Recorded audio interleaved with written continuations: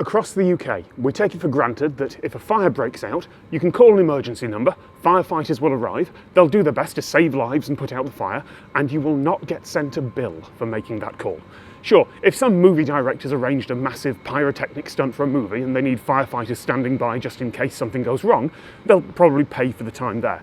But in everyday life, firefighters are funded by government through taxes for everyone. But that's not always been the case. The Great Fire of London in 1666 lasted for 4 days. The idea of firefighters hadn't really been invented at that point. The Great Fire was only stopped by a change in the wind and by the military blowing up houses to create a fire break. The whole of central London burned to the ground. Rebuilding took 30 years.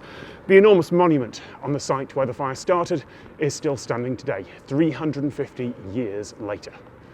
After the Great Fire, the job of fire protection in London was taken up by insurance companies.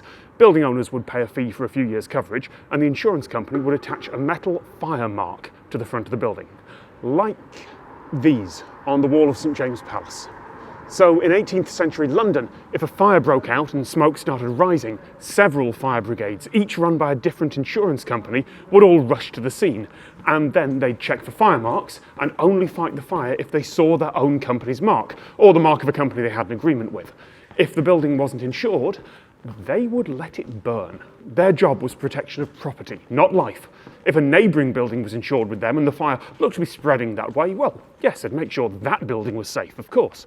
And it wasn't just London. There were similar schemes all around the country and around the world.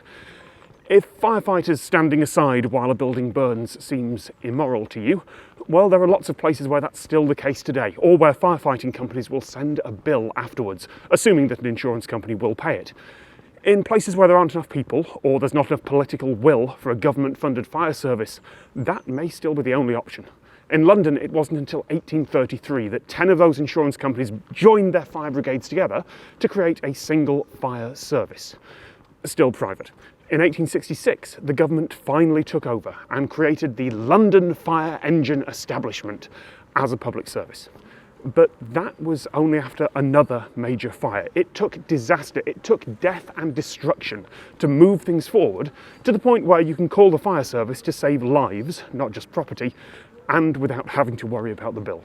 You can still see a few fire marks on old buildings around London and around the UK these days, although not all of them are original. Some are recent reproductions put up for effect. Heck, those on the walls of the palace might be reproductions for all I know, but fortunately it doesn't matter, because firefighters don't have to check for them anymore.